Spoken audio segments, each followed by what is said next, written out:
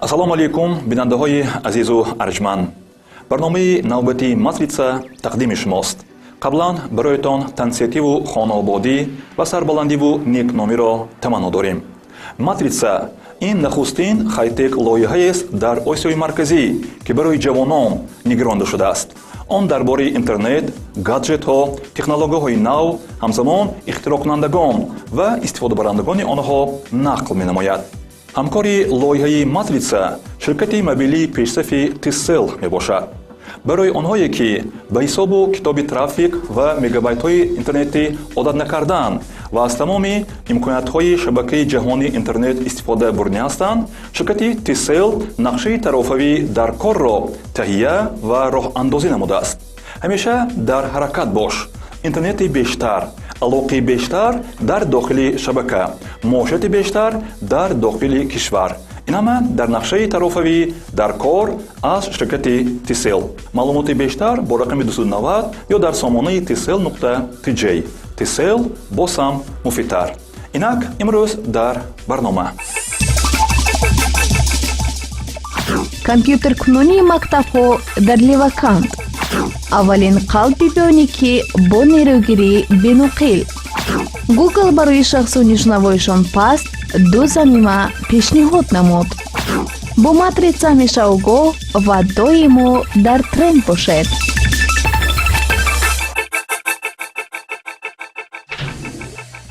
Google барои шахсони шунавоишон паст 2 замима пешниҳод намуд.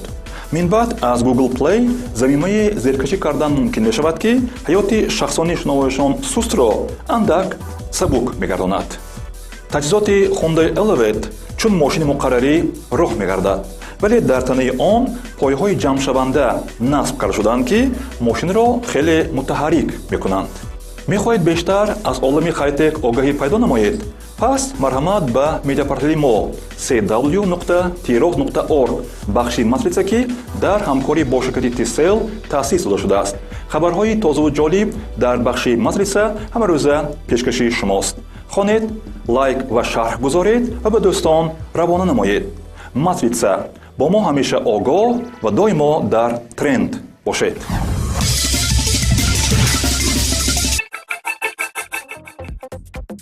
Google барои шахсони шунавоишон паст 2 замима пешниҳод намуд. минбаъд аз Google Play замимаи зеркашӣ кардан мумкин мешавад, ки ҳаёти шахсони шунавоишон сустро андак сабук мегардонад.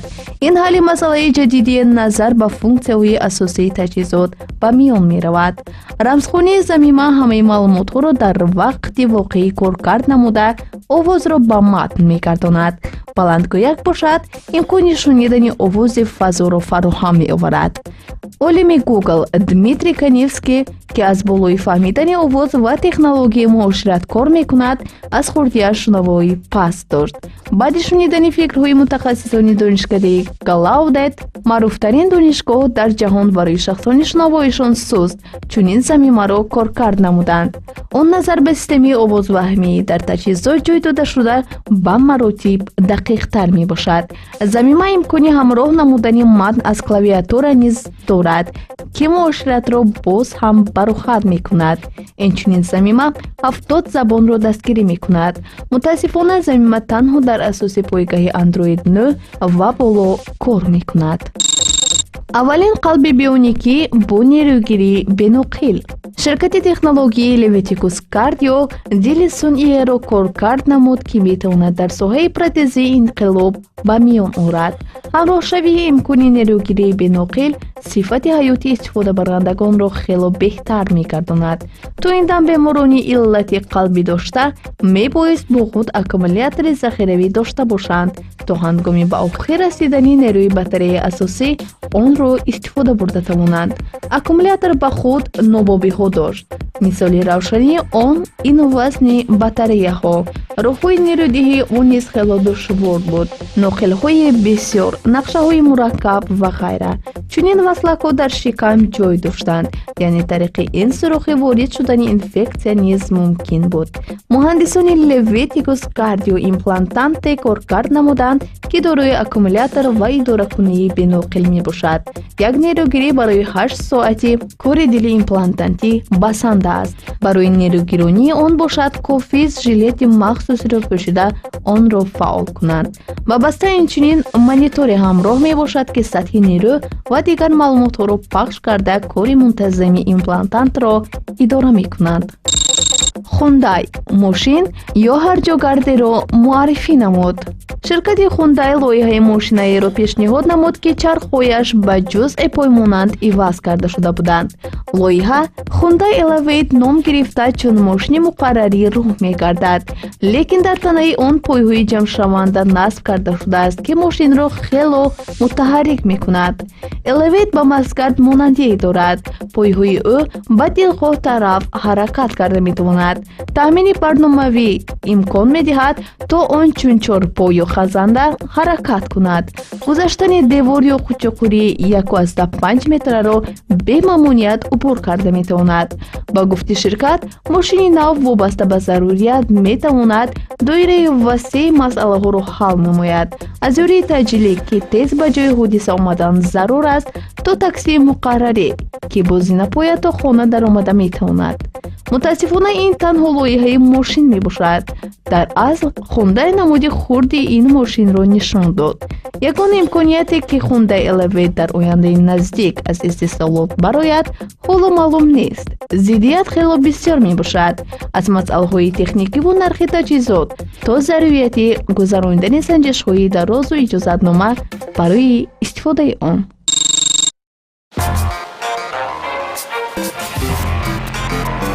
ба ту аз ҳама бештар дар кор аст. ту ҳамеша дар ҳаракат ҳастӣ ва ба ту бештар аз дигарон дар кор аст. ту мехоҳӣ комёбтар аз дигарон бошӣ. ба ту бештар дар кор аст. пас дар ҳаракат бош. интернети бештар, алоқаи бештар дар дохили шабака, муоширати бештар дар дохили кишвар дар нақшаи нави тарофаи дар кор аз T-Cell. маълумоти муфассалтар бо рақами 290 ё дар сомонаи cw.tcell.tg. T-Cell боз ҳам муфидтар.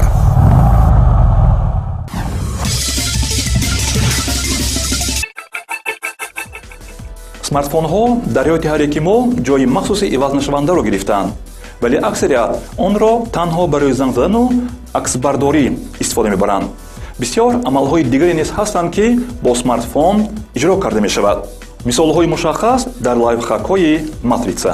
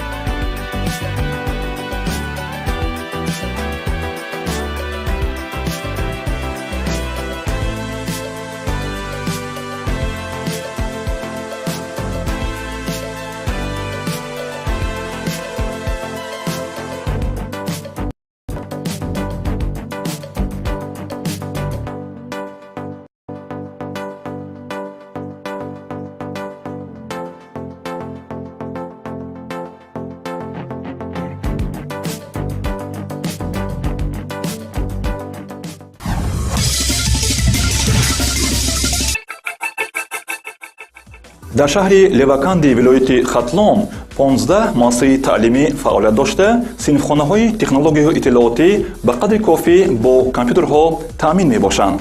масъулин баҳри мусоидат дар омӯзиши технологияҳои иттилоотӣ талош намуда истоданд.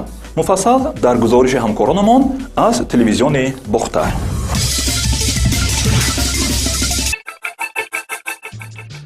таи солҳои соҳиби истиқлолӣ дар соҳаи маориф дигаргуниҳои азиме ба вуқӯъ пайваста шароити илмомӯзии хонандагон рӯз то рӯз беҳтар карда мешавад ки ин аз таваҷҷӯҳи ҳукумати кишвар ва хусусатан роҳбарияти олии он вобастагӣ дорад. бо таваҷҷӯҳи ҳамешагӣ ба ин соҳаи афзалиятнок шароити таълиму тарбия дар муассисаҳои таълимии шаҳри леваканд тадриҷан беҳтар шуда хонандагон дар синфхонаҳои муҷаҳҳаз бо компютер ба омӯзиши технологияҳои коммуникатсионӣ ҷалб гардиданд. ба гуфти масъулин дар доираи барномаи давлатӣ амалӣ намудани технологияҳои иттилоотӣ коммуникатсионӣ ба муассисаҳои таълимии ин шаҳр 31 компютер ворид гардидааст ки наздики 50% нақшаро ташкил медиҳад. ба гуфти масъулин ба хотири пурра таъмин намудани муассисаҳои таълимӣ бо компютер ва баргузории дарсҳои технологияҳои иттилоотӣ тадбирҳои муҳим андешида шуда ин раванд марҳила ба марҳила амалӣ мешавад.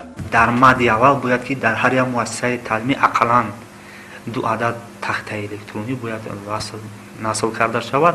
дар оянда вобаста ба иҷрои нақшаи бюджети маҳал иқдом гирифтагӣ ҳастем ки синфхонаҳои технологияи иттилоотиро буз ба шабакаи байналмилалии интернет пайваст кунем. мушкили дар он аст ки ҳамин шабакаи интернетӣ ба мо камтар суст аст. мо дар вақти барномасозӣ масалан бо барномасозии QBasic, C++ барнома месозем, ба мо бояд шабакаи интернетӣ дар кор бошад, аммо ба мо танқисӣ мекашем шабакаи интернет. дар шаҳри левакан 15 муассисаи таълимӣ фаъолият дошта синфхонаҳои технологияҳои иттилоотӣ ба қадри кофӣ бо компютер таъмин мебошанд, вале дар баъзе аз муассисаҳои таълимӣ қисме аз компютерҳо корношоям буда ба таъмир ниёз доранд. масъулин ба хотири таъмири компютерҳои корношоям ва мусоидат дар омӯзиши технологияҳои иттилоотӣ коммуникатсионӣ талош намуда истоданд то синфхонаҳои технологияҳои иттилоотӣ ба талаботи техникӣ мувофиқ шуда ҷавобгӯи замони муосир бошанд. хонандагон дар синфҳо бениҳоят бисёранд, аз 30 то 35 нафаранд. дар синфхона ҳамагӣ 22 компютере. агар компютерҳо ҳамаш кор кунанд, мисол барои ҳар як хонанда имконият фароҳам меояд ки ақаллан дар як компютер 2 нафар бишинанд кор кунанд. дар баробари харидорӣ ва таъмири компютерҳо масъулин ба таъмини синфхонаҳо бо тахтаҳои электронӣ ва видеопроектҳо тадбирҳои муҳим андешида истоданд. мақсади асосии таъмини синфхонаҳои компютерӣ бо тахтаҳои электронӣ ва видеопроектҳо мусоидат дар рушди низоми технологияҳои иттилоотӣ коммуникатсионӣ ва баландбардоштани сифати таҳсилот мутобиқ ба стандартҳои байналмилалӣ мебошад.